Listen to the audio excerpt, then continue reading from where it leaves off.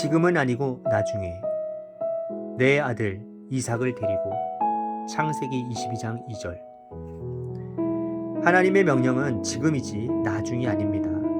이 부분에서 우리가 가장 많이 논쟁합니다. 우리는 어떤 일을 하는 것이 옳다라는 것을 알지만 지금 당장 하지는 않겠다고 말합니다. 그래서 지금 하지 않으려고 여러 핑계를 찾기 위해 애씁니다. 하나님께서 보여주시는 정상에 오르는 것은 나중에 할 수 있는 일이 아닙니다. 지금 당장 해야 합니다. 희생은 현실 속에서 드려지기 전에 나의 의지 안에서 먼저 드려져야 합니다.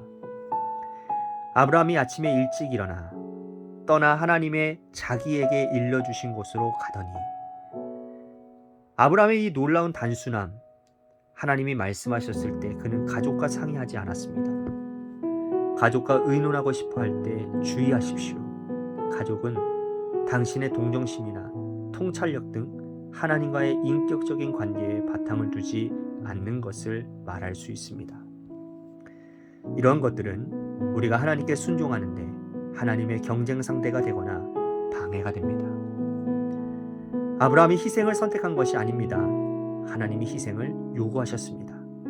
하나님을 위해 스스로 선택한 희생 제사를 언제나 경계하십시오. 나의 희생은 질병이 될 수 있습니다. 만일 하나님께서 달콤한 잔을 주시면 은혜로 마시고, 쓴 잔을 주시면 주님과 함께 마시기를 바랍니다. 만일 하나님께서 주님의 섭리 가운데 어려운 시간을 허락하신다면 받아들이고 견디십시오. 절대로 스스로 순교 장면을 연출하지 마십시오. 하나님께서는 아브라함에게 가혹한 시련을 선택하셨으며 아브라함은 아무런 항변을 하지 않았습니다. 그는 인내하며 지나갔습니다. 만일 당신이 주님과 동행하는 삶을 살지 않으면 하나님을 향해 섣부른 판단하기 쉽습니다. 하나님을 판단하기 전에 그 시련을 다 통과하십시오. 그 시련 가운데서 당신은 하나님을 더 잘 알 수 있는 방법을 배우게 될 것입니다. 하나님께서는 사람의 목적이 그분의 목적과 하나가 될 때까지 세상의 목적을 위해 일하십니다. 주님은 나의 최고봉 새벽 묵상, 오늘은 12월 19일입니다. 지금은 아니고 나중에 라는 제목으로 말씀을 나누도록 하겠습니다.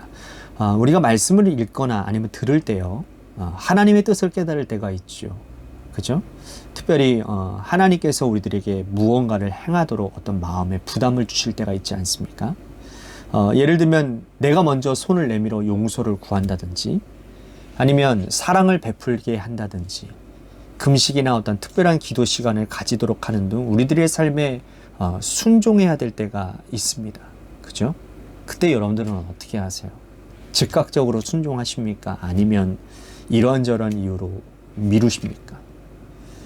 바로 순종한다면 문제가 없겠지만 만약에 이러한저러한 이유로 미루었다면 그 미룬 일들에 대해 나중에라도 여러분 순종하셨나요? 아니면 까마득하게 잊어버리셨나요? 아무래도 후자가 더 많을 것 같습니다. 왜냐하면 순종이라고 하는 게요, 여러분, 즉각하지 않으면 잊어버리기가 쉽고요, 혹 기억한다고 해도 상황이나 여건이 순종하기에 참 안 좋게 만들기 때문이라는 겁니다. 챔버스는요, 하나님의 명령은 지금이지 나중이 아니라고 말을 합니다. 하나님께서 보여주시는 정상에 오르는 것은 나중에 할 수 있는 일이 아니라고요. 지금 당장 해야 한다라고 강조하고 있습니다. 그러면서 이러한 중요한 말을 해요. 희생은 현실 속에서 드려지기 전에 나의 의지 안에서 먼저 드려야 된다는 거예요. 그러니까 우리들의 삶에서 순종이 나타나는 것은 먼저 내 의지가 하나님께 드려졌다는 것이고요, 반대로 순종하지 못한다는 것은 내 의지가 하나님께 드려지지 않았기 때문이라는 겁니다. 맞습니다. 행동은 생각과 의지의 결과예요. 그러니 우리가 평소에 매일의 삶에서 나의 생각과 의지를 하나님 앞에 드리는 훈련을 해야 된다는 겁니다. 늘 하나님 의식하며 사는 삶, 하나님 앞에서의 삶을 살아야 한다는 거죠. 오늘 보면 창세기 22장은 아브라함이 이삭을 하나님 앞에 번제로 드리는 장면입니다. 하나님은 아브라함에게 독자 이삭을 바치라고 명령하셨고, 이 명령을 듣자마자 아브라함은 즉각 순종합니다. 챔버스의 말대로 가족과 상의도 하지 않아요. 챔버스는 가족과 의논하고 싶어질 때 주의하라고 말을 합니다.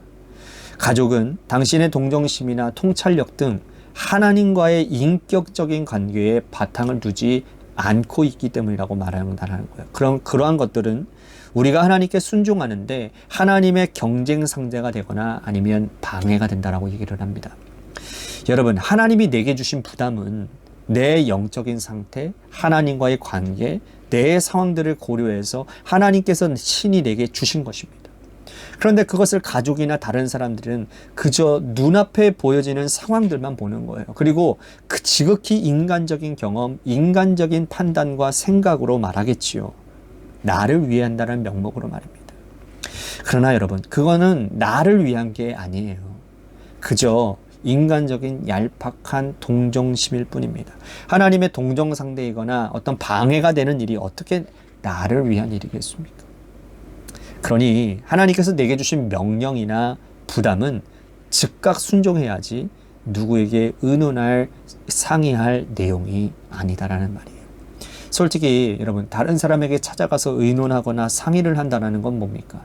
즉각적으로 순종하지 않고 싶은 그런 마음 때문 아니겠습니까? 다른 사람의 입을 통해서 지금 당장 하지 않아도 될 이유를 찾는 건 아닐까요? 챔버스는 이런 말을 합니다. 아브라함이 희생을 선택한 것이 아니라 하나님이 희생을 요구하셨다고요. 무슨 말이냐면 주체는 하나님이시고 아브라함은 순종할 뿐이라는 겁니다. 아브라함이 뭘 선택해서 행동하는 것이 아니라 하나님이 명령하셨기에 그 명령에 순종한 것이라고 말을 해요. 여러분, 이게 진정한 그리스도인의 삶이고요. 또한 내 행동의 근원이 내 생각이나 판단은 아니라는 사실입니다. 하나님의 말씀에 우리는 그저 순종할 따름이라는 거죠. 챔버스는 하나님을 위해 스스로 선택한 희생제사를 언제나 경계하라고 말을 합니다. 하나님의 말씀, 나의 희생은 여러분 질병이 될 수 있다고까지 말을 하는 거예요. 하나님의 말씀에 의한 순종이 아니라 내 판단과 내 기준으로 하는 행동은 결국 문제가 된다는 말입니다. 우리는 이 부분에 있어서 철저하게 순종할 수 있는 훈련을 해야 합니다. 여러분 기억하십시오. 기준은 하나님이세요.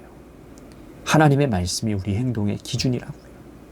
그리고 하나님께서 우리들에게 말씀하시고 부담을 주실 때에는 우리는 즉각적으로 순종해야 합니다. 그것이 그리스도인의 마땅한 삶의 모습이라는 거예요. 제버스는 묵상 마지막 부분에서 이런 말을 합니다.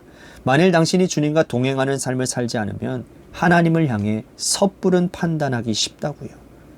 하나님을 판단하기 전에 시련을 다 통과해야 되는데 그 시련 가운데서 당신은 하나님을 더 잘 알 수 있는 방법을 배우게 된다는 겁니다. 그러면서 하나님께서는 사람의 목적이 그분의 목적과 하나가 될 때까지 최상의 목적을 위해 일하신답니다. 사랑하는 여러분, 주님 앞에 여러분들의 삶을 온전히 내어드리고 그 주님의 인도하심 속에 온전히 순종하며 삽시다. 하나님께서 이끄시는 대로 즉각 순종하는 삶, 그러한 삶을 살 때 우리의 삶에는 가장 복되고 아름다운 열매들로 가득하게 될 것입니다. 바라기는 여러분 모두가 다 하나님의 말씀에 즉시 온전히 기쁘게 행하는 삶을 사여서 우리들의 삶 전체가 하나님 목적에 꼭 맞는 아름답고 복된 인생이 되시기를 주님의 이름으로 간절히 축복하겠습니다. 아멘.